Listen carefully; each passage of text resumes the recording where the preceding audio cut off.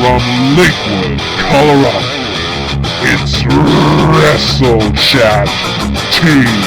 And now, here's the host of WrestleChat TV, Andrew Vega. Good afternoon, everybody, and welcome to the second live edition of WrestleChat TV. I am, of course, your host, Andrew Vega. We are broadcasting live from Lakewood, Colorado.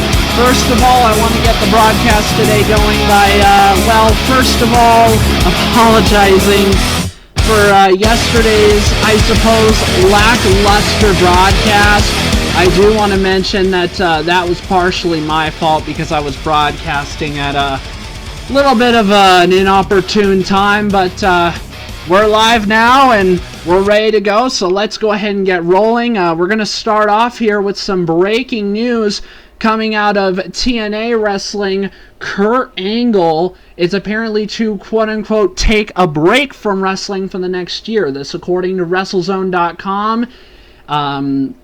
According to WrestleZone.com, Kurt, who was a guest today on the Mark Madden show on the 105.9X studio radio station, he addressed his wrestling future, saying he will be taking a break from the profession next year.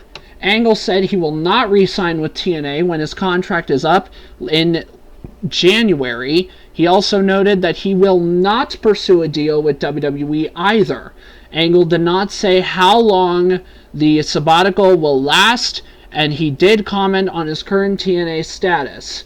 He noted that he is close to 100% healthy and will be back to appear at the TNA Bound for Glory pay-per-view in Charlotte, North Carolina this October. So obviously some big news for Kurt Angle, obviously some big news for wrestling fans all over. I mean, Kurt Angle is by far one of the best wrestlers we have in today's professional wrestling world. I mean, he is former Olympic gold medalist. He is a former world champion, multi-time world champion at that. I mean, it's almost elementary that Kurt Angle would be involved in wrestling all his life, but Kurt Angle taking a break, I mean, I just don't see it happening, but of course, I do wish him the best of luck in all his future endeavors and all that. Also, in somewhat breaking news the last couple days, this has been a developing story. Lana will apparently be out of action several months, weeks, if not months, with some sort of hand injury she suffered while training prior to a live event this past Sunday in Fairfax, Virginia. This, of course, was confirmed by WWE by releasing the following statement, stating, quote, "During a training session Sunday afternoon, Lana had sustained an injury in the ring. We attended to her and noted that she had a deformity in her wrist," WWE ringside physician Dr. Scott Amon told WWE.com. He continues by saying, quote, "We obtained x-rays which showed a Cole's fracture and we put her in a splint. Most of these Cole's fractures do better surgically than non-surgically, especially in younger patients.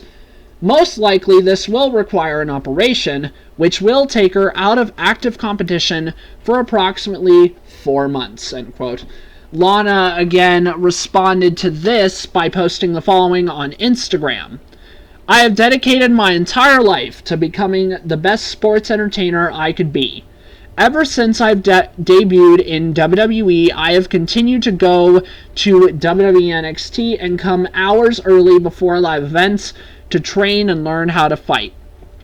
I wanted my first match to make the hashtag WWE Universe proud.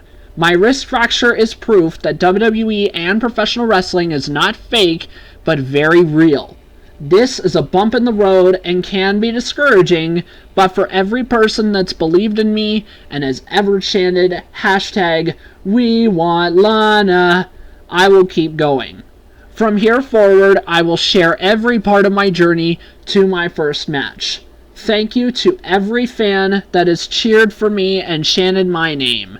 You all give me the strength to be brave. I will continue to give everything I have to becoming one of the greatest women in WWE and entertainment." Afterwards, she followed up with this statement on Twitter stating, quote, "I will leave one of the greatest legacies in WWE, and I know it will require courage, sacrifice, and overcoming adversity," end quote. So, tough break for Lana, of course, but my question would be, what does this do for her storyline relationship with Dolph Ziggler and Rusev? I mean, what does this do for that? With Lana off TV, I mean, the storyline can go on, yes, but it won't go on as successfully without Lana on TV. It won't go on as successfully as it would with her on TV. So only time will tell what can happen. I mean, I don't really know what's going to happen. Who knows? Maybe she could end up not taking that much time at all away from the ring and end up just showing up on TV with a splint on her hand. I mean, we've seen that happen to guys before. We've seen several cases like that in the past, but it wouldn't surprise me if that would happen this time, so who knows? So, like I said, only time will tell. Moving forward now, for those of you who recall my last podcast yesterday, I actually noted that I did not have the tournament brackets for the Dusty Rhodes Classic taking place on NXT. That, however, is no longer the case. I have gotten the brackets since then, and they are as follows. First of all, I should mention that the winners of the first round matches will advance to the semifinals, in which the participants in Bracket A will face the winners in Bracket B, and Bracket C will face Bracket D. The finals will take place at the next NXT TakeOver event, which takes place on October the 7th. So here's how the brackets break down. First of all, we have Bracket A first round matches. Enzo Amore and Colin Cassidy versus Angelo Dawkins and Sawyer Fulton. Then we have the current NXT champion Finn Balor teaming with Samoa Joe against Sin Cara and Kalisto, the Lucha Dragons. Then we have Bracket B first round matches, where Wesley Blake and Buddy Murphy, the former tag team champions, will face the current tag team champions, the Vaudevillains.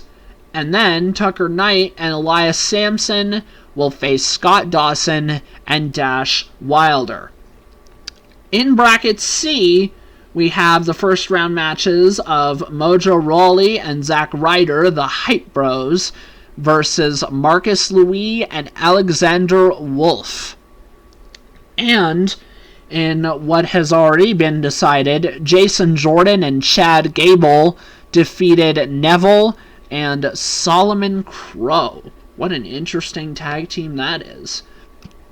And finally, we have Tournament Bracket D first round matches.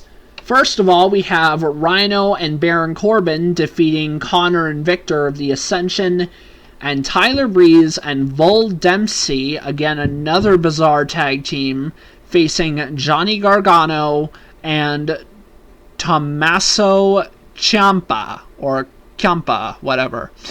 That match has been confirmed to air on NXT this week. So we will have Bracket D confirmed, where the winners of Tyler Breeze and Bull Dempsey versus Johnny Gargano and Tommaso Ciampa will face Rhino and Baron Corbin to determine who's going to face the winner of Jason Jordan and Chad Gable versus either Mojo Rawley and Zack Ryder versus Marcus Louis and Alexander Wolf.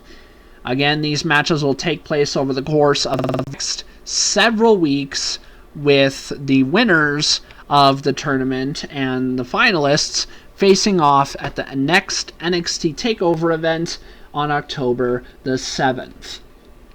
In other news, speaking of WWE Network specials, Brock Lesnar, it was recently announced that he would be competing at a live event on October the 3rd at Madison Square Garden in New York City, and it was recently announced that his opponent for that night will be none other than the world's largest athlete himself, The Big Show. These two have put on such phenomenal matches before. I wouldn't be surprised if this one had anything to disappoint. This was as confirmed on Madison Square Garden's website, and it's the first match for Lesnar at Madison Square Garden since WrestleMania 20, when he faced Goldberg, and his fifth match this year in 2015. His first match at the Royal Rumble versus John Cena and Seth Rollins. His second match at WrestleMania against Roman Reigns and technically Seth Rollins. His third being at Battleground against Seth Rollins. And his fourth at SummerSlam in a losing effort against The Undertaker in what was, of course, a controversial finish. Before I go on, I just do want to mention to all you live viewers currently in our stream that there is a live chat room. Feel free to leave any comments or anything there, and I will be more than happy to answer them on air. If you have any questions for me, of course, feel free to let me know. I'm here to help. Moving forward in what was some somewhat bizarre news that I just found out recently, apparently Paige and Alicia Fox were recently kicked out of a Baltimore restaurant this past Sunday. They were kicked out of a restaurant named Soprano's Prime Steakhouse, Seafood, and Pasta this past Sunday night.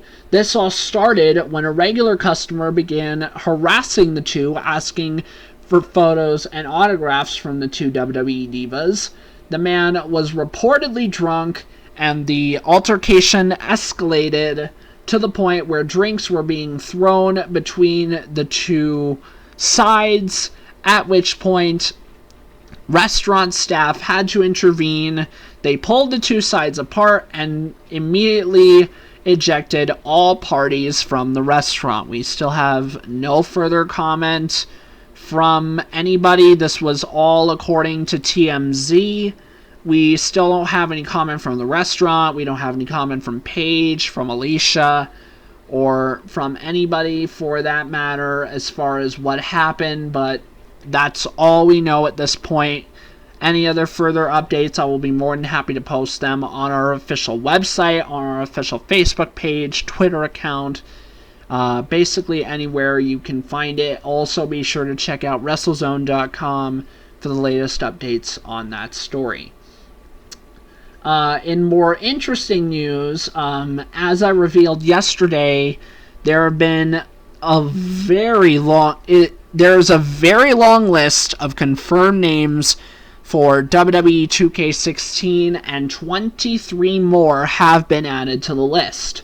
They are they are as follows: Billy Gunn, Bret Hart, the British Bulldog, Cactus Jack, Christian, Damian Sandow, Dude Love, D'Lo Brown, Farouk, Haku, the Honky Tonk Man, Jake the Snake Roberts, Jim the Anvil Neidhart, Kama Mustafa, Ken Shamrock, Mankind, Paul White, Rikishi, Shane McMahon, Shawn Michaels, Vader, Vince McMahon, and X-Pac.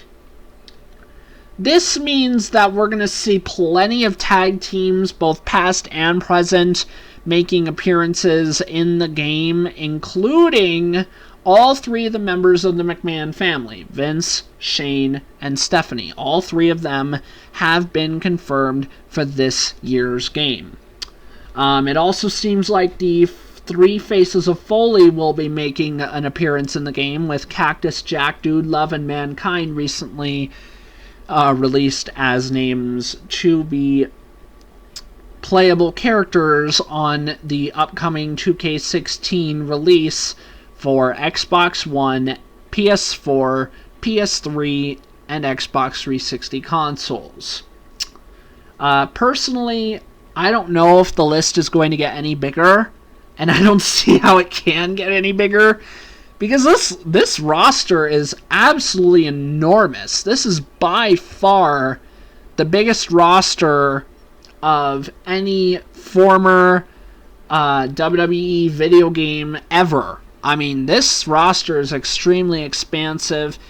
Basically, it seems like it's combining all the rosters into one enormous roster with a bunch of new additions from NXT as well put into the mix. So, who knows how long this list could get. We may end up getting more names this week or next week or the week after. I don't really know whether these names have been confirmed as original playable characters or DLC or what it is, but all these names that I've listed have been confirmed to play in the game one way, to be playable characters in the game one way or another. So, moving forward now with our next segment, now that I've gotten most of the news out of the way. So now it is time to move on to our next segment, where we give you an update on the current Night of Champions match card. So, as aforementioned, the WWE World Heavyweight Championship will be on the line with Seth Rollins defending against Sting. Seth Rollins will also be defending his United States Championship against John Cena. And as recently confirmed, the WWE Tag Team Championships will officially be on the line, where the New Day or the Primetime Players, more on that later, will indeed face off against the Dudley Boys. This, of course, confirms my previous theory as to what would happen with the Tag Team Championships at Night of Champions. So, obviously, big, exciting news there. My theory is that the Dudley Boys are either going to win or are going to lose via some sort of weird, odd tactics. But again, I will give you more on that later. And also, as confirmed, Dolph Ziggler will be facing Rusev in another match in their bitter rivalry. And also, as confirmed recently, the Wyatt family, Bray Wyatt, Luke Harper, and Braun Strowman will be facing Dean Ambrose, Roman Reigns, and a mystery partner that has yet to be revealed. Again, my theory is that the mystery partner will be none other than Eric Rowan, but who knows? Only time will tell. Also, in a preview for Raw next week, Charlotte has officially gotten her petition match at Night of Champions, and her petition has been successful in moving it up to Raw next week.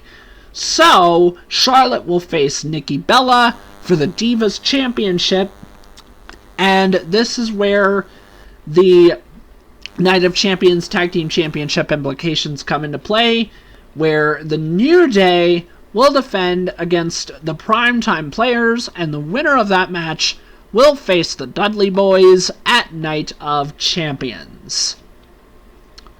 My predictions for those matches are that, number one, Charlotte has to win the Divas Championship. It is definitely going to validate her gimmick. It is definitely going to validate her status as one of the main divas on the main roster. And personally, I don't want to see Nikki Bella surpass AJ Lee as longest reigning Divas champion in history. I don't really want to see that happen because AJ Lee is probably one of the greatest Divas champions we've ever had, bar none. I mean, she's a 3-time Divas champion. She is the longest reigning Divas champion at 295 days. And I just don't want Nikki Bella to surpass her record. I mean, even, I don't know whether she left the company on bad terms or not. I can't honestly remember. But regardless, I just don't want to see that happen. Because, you know, it would somewhat disvalidate AJ's claim as one of the greatest Divas champions of all time. It still wouldn't do much. It would barely make any of a dent, but either way, I just don't want to see it happen. As far as the tag team championships go, I definitely see the New Day defending, because there's no way I see the Primetime Players facing the Dudley Boys at Night of Champions, especially after what happened last night on Raw. I mean, I just don't see it happening. I just don't see the Primetime Players winning back the Tag Team Championships and going on to defend against the Dudleys at Night of Champions. Yes, it's possible. Yes, it can happen. But will it happen? In my honest opinion, no. It will not happen. If it does, I'll be okay with it. I won't be very happy, but I'll be okay with it. I mean, who knows? Dudley Boys versus Primetime Players. Maybe it'll end up being a great match. Who honestly knows? I mean, only time will tell. Only time will tell.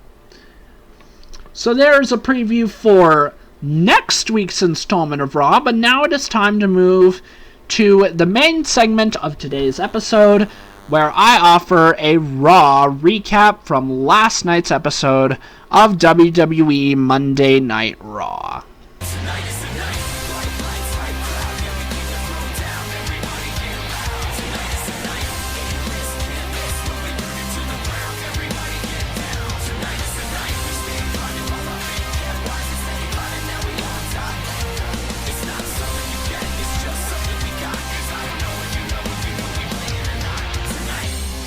So let's go ahead and let's get started. The show opens with Seth Rollins coming out to a somewhat mixed reaction, and he starts whining and moaning and groaning about, oh, I don't know where my statue is, I don't want to defend my championships twice, a Night of Champions, blah, blah, blah, blah, blah. You know how the typical heels are, you know how Seth Rollins is. And his claim that is that he's Seth freaking Rollins, and that he doesn't really have to defend the titles twice, and that no matter what, even though he has to, he's gonna come out on top. However, he then gets interrupted by Sting, who reveals to him that Sting still has Seth's beloved statue. And he tells him, come get it, I'm taking good care of it. But before Seth Rollins can even think about doing that, he gets interrupted again by Mr. Money in the Bank Sheamus, who just offers him a friendly reminder as to the fact that, you know, I can cash in whenever I want. This briefcase, gives me a title opportunity anytime I want. It could be at Night of Champions after you've beaten both men in a row, both Cena and Sting, or it could be tonight on Raw, or it could be this Thursday on SmackDown. You just never know. So, there's that, the opening segment. Then we come to the opening match from commercial, which is Paige versus Sasha Banks. This match opens with a bunch of hair pulling and just not very much wrestling at all. I almost forgot. Before that match starts, we go backstage. When we come back from commercial, Seth Rollins goes into the locker room and starts speaking to Stephanie, at which point he asks her, like, do you have a plan? Because I need to take care of this. And, do you have a plan? Do you know where Hunter is? Stephanie says, yes, I do have a plan. Then, all of a sudden, and then Seth Rollins is all like, I don't really care about that. Where's Hunter? I want to know where Triple H is, because, he's the cerebral assassin. He always comes up with a good plan. At which point, Triple H, lo and behold, surprise, comes up from behind Seth, and he's like, what? So you don't think my wife has very good plans? And Seth's like, no, that's not what I meant. That's not what I meant at all. I mean, you both have great plans. And Triple H ends up revealing his plans since Seth's so desperate. And he's like, you know what? You need to stop worrying about Sheamus. Because Sheamus has Randy Orton tonight. And you need to stop worrying about Sting. Because you, in order to prepare for Night of Champions, are going to be put in not one, but 2 matches tonight. First, you're going to have to face the Intercontinental Champion Ryback in a champion versus champion match. Then, in a champions versus challengers match, you'll team with the current tag team champions, The New Day, Big E and Kofi Kingston, and take on the team of the Primetime Players and Mr. Hustle, Loyalty, and Respect himself, John Cena. So, it's set. We already have 2 matches confirmed for later tonight. We have Seth Rollins versus Ryback, non-title match, champion versus champion, and champions versus challengers, Rollins and New Day versus Primetime Players and John Cena. So, interesting night so far, huh? Okay, now we can get back to that Divas match, excuse me. So, like I said, it starts off with a lot of hair pulling and not much wrestling at all. Eventually, Sasha Banks ends up taking control before the commercial. Still does when we come back from commercial. She continues to control her throughout the rest of the match. Paige eventually tries to counter. She eventually somewhat does to an extent, but Naomi causes a distraction for Paige, allowing Sasha to roll her up 1, 2, 3, and get the victory. So, your winner is Sasha Banks. Now, I'm going to just say this now. Not my favorite match of the night. But I will explain more about that in our later segment, Andrew's Analysis. Moving forward, the next match of the night was Dean Ambrose and Roman Reigns versus The Ascension. Not much to say here. I mean, it was a really pretty short match, and it was basically a squash. I mean, there's really nothing to say about this. Connor and Victor try to control the 2, but eventually it just proves to be too much, and they're doomed. So, Speaking of being doomed, after the match, by the way, Roman Reigns and Dean Ambrose, of course, reign supreme, as Reigns hits the spear on Connor, and Ambrose then hits Dirty Deeds. Afterwards, the Wyatt family appears on the Titantron, and they warn everyone who's willing to join Roman Reigns and Dean Ambrose that they will be doomed. Dun, dun, dun! So, now we move on to another backstage segment where Ryback is with Renee Young.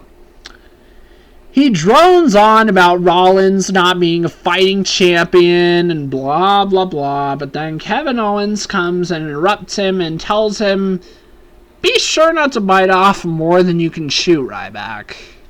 So there's that. Not fairly short interview, Then we see a video package going over Summer Rae's allegations against Dolph Ziggler. More on that later.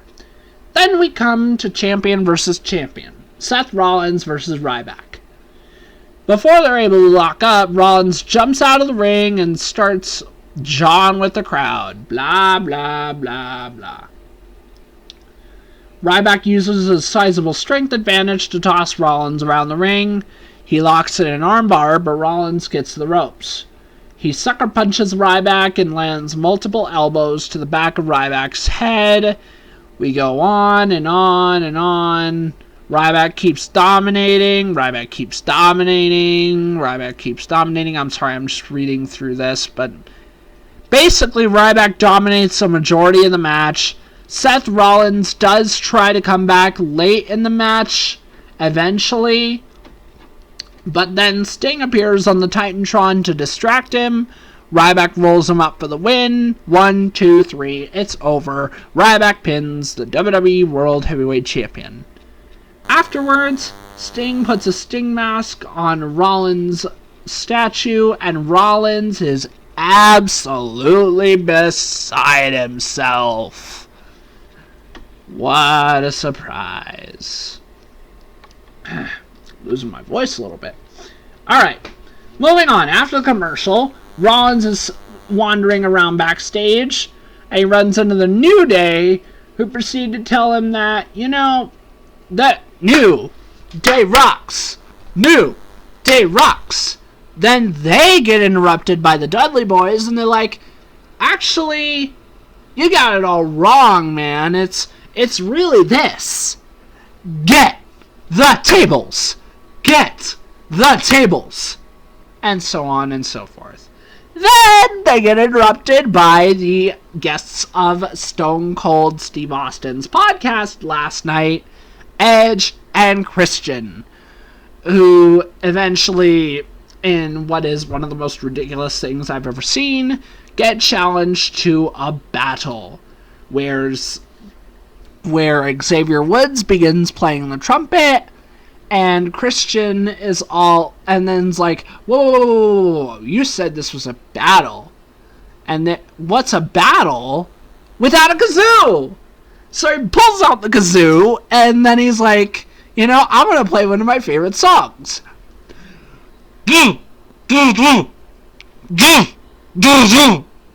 While Edge is saying, New Day sucks. New Day sucks.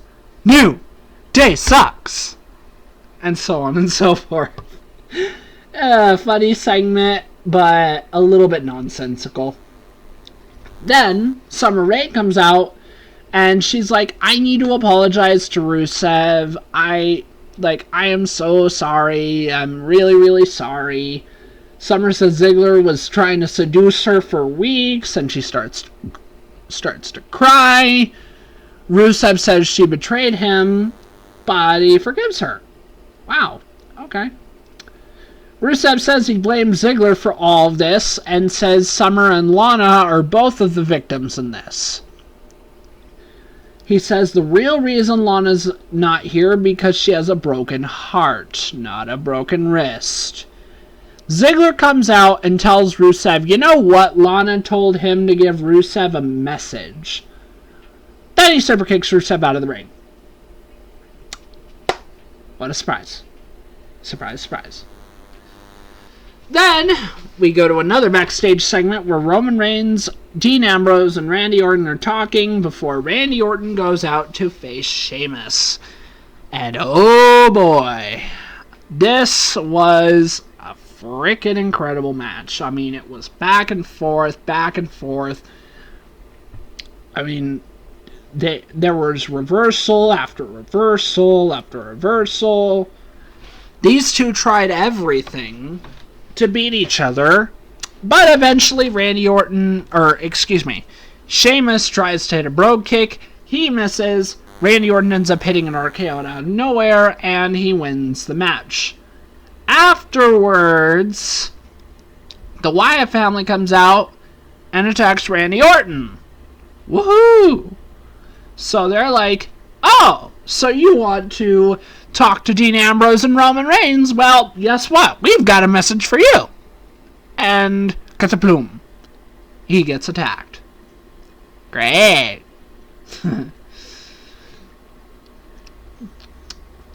So then we come to the Dudley Boys versus Fernando y Diego, Los Matadores. And again, we have another squash of a tag team match. This one was even more of a squash than the previous match, with Roman Reigns and Dean Ambrose facing the Ascension. I mean, it was just an absolute squash. And, of course, the Dudley Boys win after hitting 3D. But after the match, they put Diego through a table for good measure. What a surprise. Then we come to Cesaro versus The Miz. Cesaro manhandles Miz, tossing him all over the ring, as well as catching a leaping Miz in the air and turning it into a backbreaker. Miz retreats to the outside. Cesaro grabs JBL's hat and hits a running European uppercut. Then he rolls him back in the ring. Miz knees Cesaro in the ribs, works on Cesaro's injured ribs for the next few minutes. Then Big Show comes down the ramp and chases after Miz. Miz dives over the barricade to get away from Show, and then I believe, it doesn't officially say, but I believe Cesaro won via countout, if that happened. After the match, Big Show knocks out Cesaro just because he can. Of course. What a surprise. Almost there. Bear with me. Team Bella then is in the ring after commercial. At least I think it was after commercial. Nikki goes on to say she is going to throw a huge party next week when she breaks AJ Lee's record as Divas champ. Team PCB comes out, and Charlotte lets Nikki know the Authority granted her request, and she will get her Divas title shot next week on Raw. She attacks Nikki and locks on the figure 8 for good measure. Wow, talk about a statement. Woo!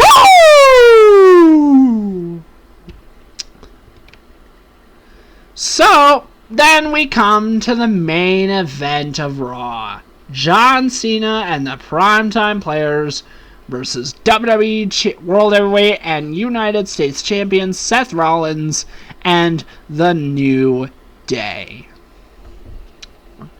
So, this match wasn't the longest main event I've seen, but, you know, it worked. Cena and Rollins are going to start, but of course Rollins tags in Big E before Cena can get his hands on him. Big E takes Cena down with a shoulder tackle with a little shimmy for good measure. He catches Cena in midair and belly-to-belly suplexes him. Rollins tags in and stomps Cena in the corner. Kofi and Big E take turns tagging each other in and stomping Cena in the corner. After a break, Kofi dives onto Cena with a splash, followed by the SOS for 2. Big E tags, but Cena back body drops him over the top rope. Big E tags Rollins, who dives off the top with a flying knee. Darren Young breaks up the pin attempts. Big E picks up Cena for a suplex and dances while Cena's in the air. Very impressive. Talk about strength, ladies and gentlemen. Jeez. Cena tags Titus O'Neil, who cleans house. Or however that goes.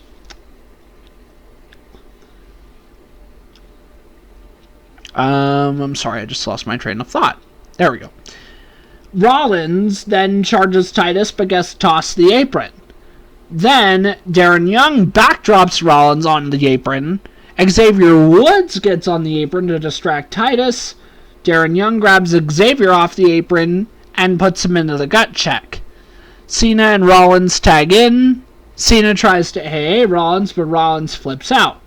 Cena picks up Rollins' ankle and locks in the STF. Rollins tags in Kofi, who jumps off the top rope onto Cena, who rolls through and AAs Kofi. Bam! 1, 2, 3. Ding, ding, ding. The winners of this match, the team of John Cena and the Primetime Players. So again, not a bad match, but, you know. Afterwards, Sting comes back on the Trong, then pushes Rollins' statue literally into a trash compactor, and Rollins goes absolutely crazy as we go off the air. Of course he does. Now, in a little footnote, following the show, the post-show segment featured a promo between current WWE World Heavyweight Champion and United States Champion Seth Rollins and John Cena, cutting promos on each other. Cena ends up hitting Rollins with the AA to end the night. No dark match. Phew! That was a mouthful. Alright, now that we got the results out of the way, it's time for Andrew's analysis. So, let's go ahead and start from the top. First of all, we have the pre-show segment, or beginning of the show segment, between Rollins, Sting, and Sheamus. Decent promo. It wasn't the greatest Seth Rollins has ever cut, but honestly, I thought it was a decent way to open the show. And I honestly agree with the WWE putting in the fact that, you know what, we need to put in something to advise Seth Rollins that, you know what, Sheamus still has money in the bank and can cash in at any time. I mean, it's a good idea to do that, and honestly, I agree with it. So, those are my thoughts on that promo. Then we come to the Divas title match. Divas match. What can I say about this Divas match? I mean, this Divas match was way beyond subpar. It was... Afterwards, I couldn't keep asleep. I couldn't keep awake, honestly. I mean... That match literally bored me to sleep. I get it. The Divas Revolution is taking over WWE. But that match isn't the way to do it. I mean, it doesn't make sense. That just doesn't make sense. It didn't work for me. It just didn't work for me. I'm sorry, but that match just did not work.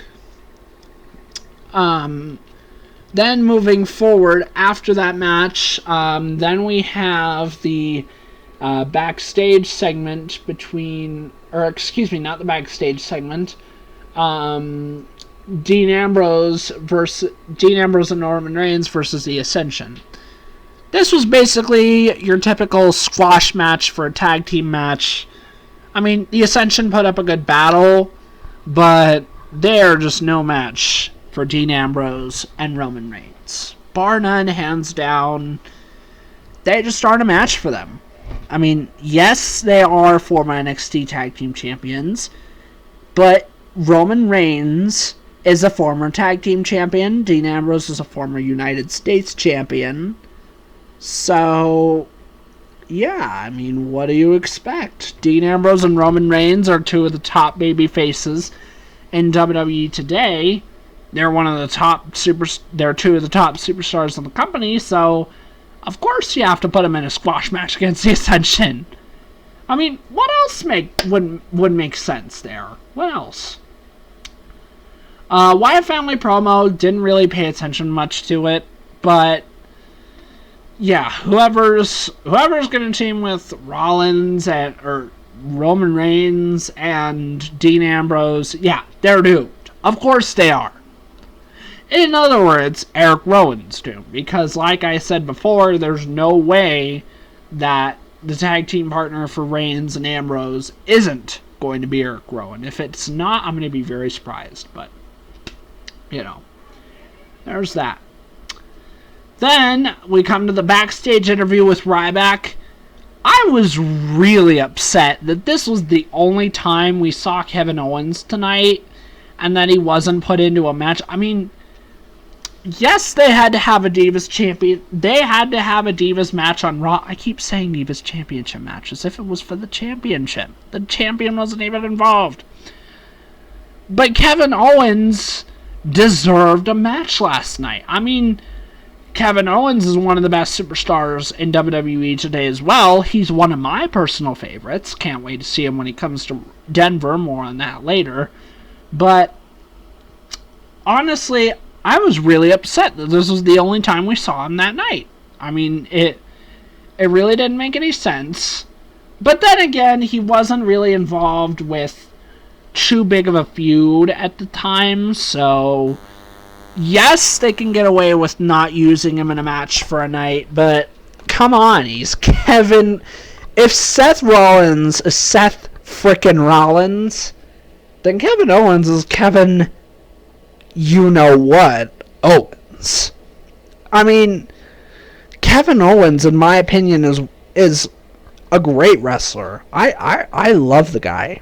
Don't get me wrong, he's one of my favorites, but really, just to use him in a backstage segment as opposed to putting him in a match? Come on. You gotta put the guy in a match somewhere. I mean, at least give us a squash match or something. I don't care. Just give us something, anything, you know?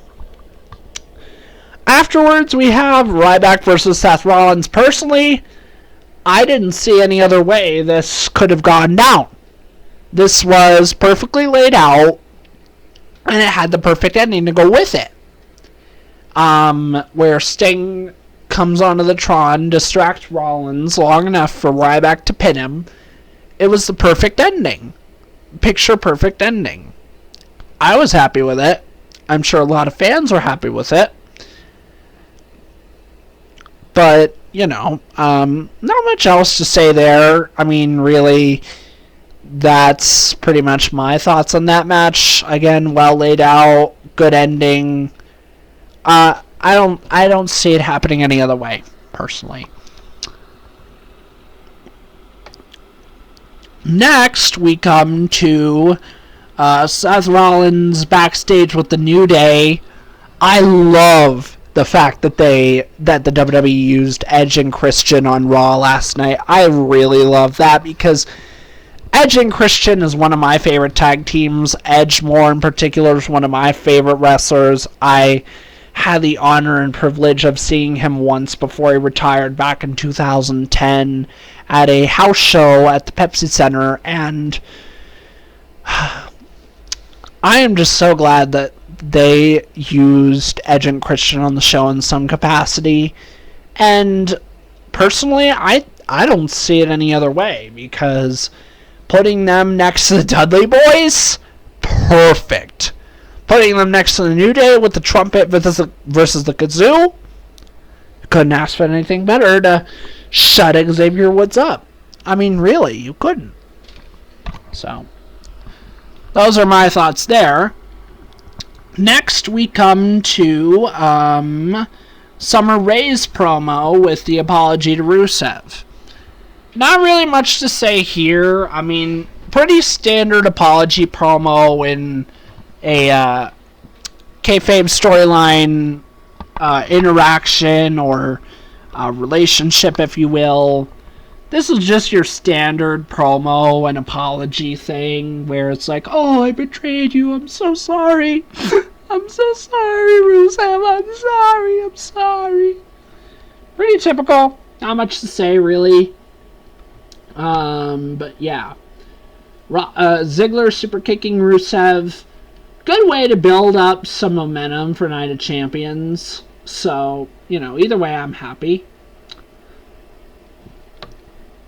Roman Reigns and Dean Ambrose talking to Randy Orton. I think the WWE, what they were trying to do there is kind of trying to draw away from the fact that Eric Rowan is a definite lock to be the tag team partner for Roman Reigns and Dean Ambrose. But again, I don't see that match at Night of Champions happening any other way. So, but Randy Orton talking to them and then getting attacked by the Wyatt family afterwards, after his match, yeah, I could see it happening. I could definitely understand it. If Eric Rowan was not the main pick for Roman Reigns and Dean Ambrose, Randy Orton would, I suppose, make a good replacement to the Wyatt family. But you know, not the perfect replacement, you know? So, anyways, then we move on to Randy Orton versus Sheamus. Again, like I mentioned before, best match of the night, hands down. I loved watching this match. Any match that Randy Orton and Sheamus are put into, I love watching it. It was a great match to watch. It was a great match to see. I loved it. It was a great match. I don't think it deserved a middle part of the show spot, but overall, it was a fantastic match, and, you know, I'm happy with it, so not much complaining. Dudley Boyz versus Los Matadores. Again, another typical squash match between big powerhouse faces and tiny little heel / baby faces. I don't know what to call Los Matadores anymore. So, you know, but of course they had to put it in a table there somewhere. So, I'm happy with that. Happy with that match. Cesaro versus Miz, didn't really pay much attention here, but based on what I was reading, seems like your typical match. With a count-out victory, it kind of makes sense, kind of doesn't, but my question would be, does this mean that Cesaro is going to be put into a feud with the Big Show now? That would be my only question coming out of that match, but, you know. Then we move on to Nikki Bella and Team Bella and Team PCB and Nikki Bella's reign as Divas Champion. Again, like I mentioned before, I definitely think that Charlotte should definitely win the Divas Championship, especially before Nikki Bella surpasses AJ Lee for longest reigning Divas Champion ever. So, I hope that happens next week on Raw, but we'll just have to tune in next Monday and find out for ourselves. Finally, we have the main event of the night. I don't think this should have been the main event, but they couldn't have put the placement of it. They had almost no choice, because he was either put this as the main event or put the other Seth Rollins match as the main event. And, you know, it makes sense, yes. Does it belong there? Not necessarily. It was not a main event match by my standards, but really any match with John Cena in it has to have some sort of main event status. A match with the WWE World Heavyweight Champion in it has to have some sort of main event status. So, understandable, yes. Necessary, no. Overall. Speaking of overall, I think Raw last night was okay. It wasn't the greatest show ever. Wasn't the best show of the year by far. There were the ups and downs with Randy Orton and Sheamus, Sasha Banks versus Paige. I mean, you had your ups and downs, and you had the good, the bad, and the downright ugly. And then the just downright typical, usual thing, you know, so. Either way, though, I think it was a good match, or good show. So, but I want to know what you guys think. Feel free to leave a comment in the comments section below. And, you know, I just really want to know what you guys think about this. But anyways, I believe that's going to do it for today's show. And yeah, I believe that's all the time we have today. So, that being said, we will be hosting another show this Thursday with reaction from NXT, Impact Wrestling, and a preview for SmackDown. Until then, I'm Andrew Vega. Have a great day, everybody, and I will see you next time. This is Andrew Vega signing off for WrestleChat TV.